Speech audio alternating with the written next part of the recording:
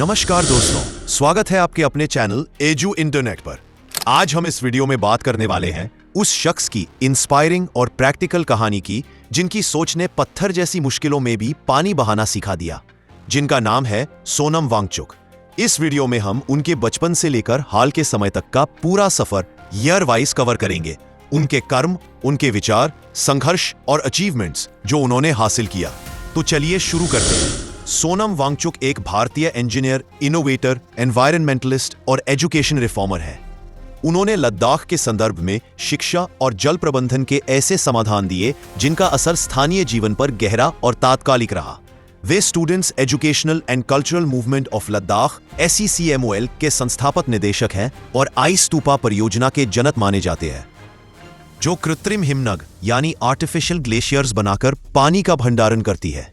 दोस्तों, 1 सितंबर 1966 के आसपास सोनम वांगचुक का जन्म लद्दाख के अलची के पास हुआ। उनके जीवन की पहली कुछ जरूरी बातें इस प्रकार थीं।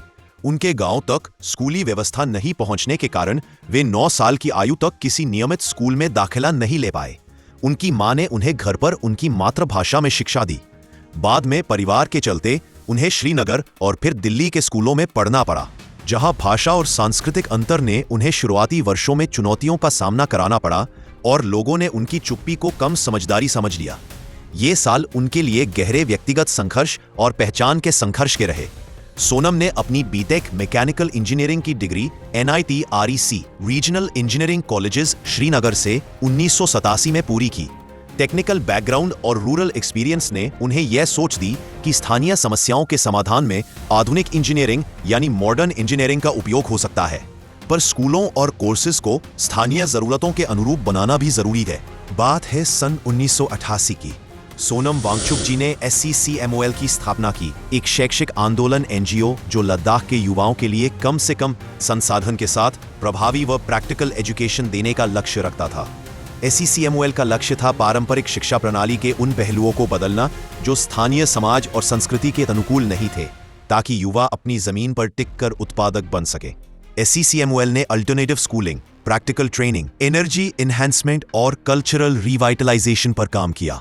SECMOL का कैंपस सोलर एनर्जी पर चलता है और इस विचार का विस्तार स्थानीय जीवन को आत्मनिर्भर बनाना रहा।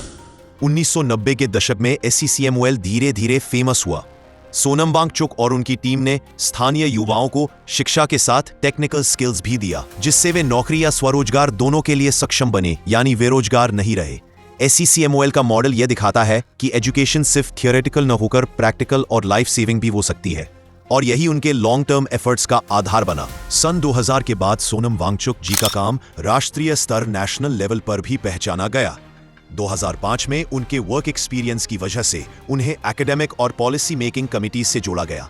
उन्होंने लोक स्तर पर यानी लोगों से जुड़कर और सरकार के साथ मिलकर लद्दाख की एजुकेशन चैलेंजेस पर काम किया और कई बार लोकल लैंग्वेज और कल्चरल पर्सपेक्टिव्स को आधिकारिक एजेंडों में शामिल करने का प्रयास किया।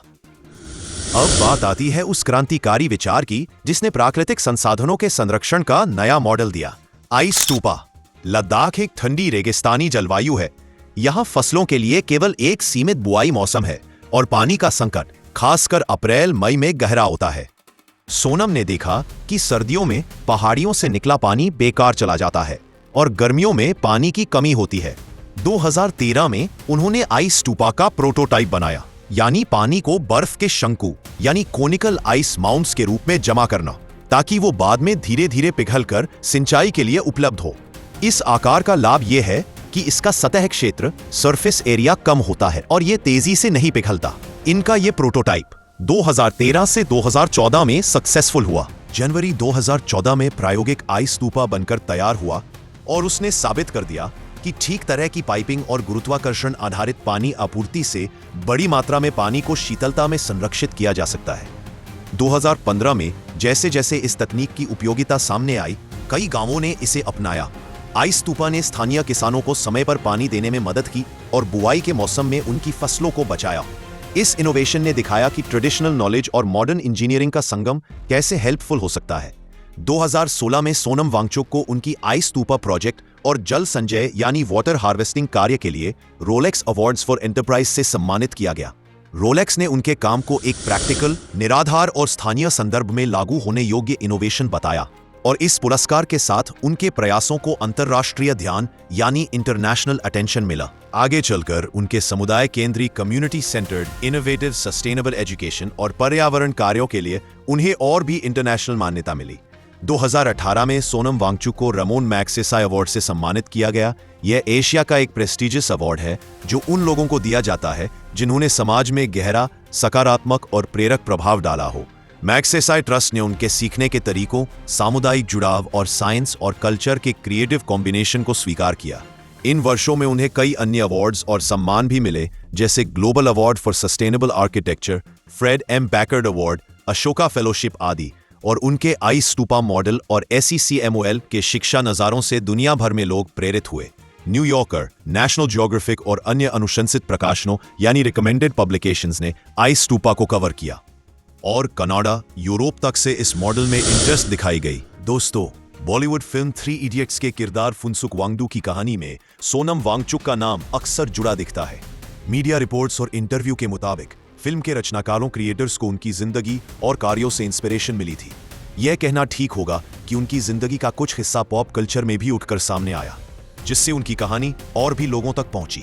2015 के बाद से सोनम ने हिमालयन इंस्टीट्यूट ऑफ ऑल्टरनेटिव्स और SECMOL के माध्यम से और भी बड़ी स्कीम्स और ट्रेनिंग कैंपस शुरू करने की कोशिशें की, ताकि स्थानीय युवाओं में टेक्निकल, ट्रेडिशनल और एंटरप्रेन्योरियल का मिश्रण बढ़ाया जा सके। उनका लक्ष्य था कि लद्दाख के संसाधन और संस्कृति का उपयोग करते हुए स्थायी आजीविका, लाइवलीहुड मॉडल डेवलप किए जाए।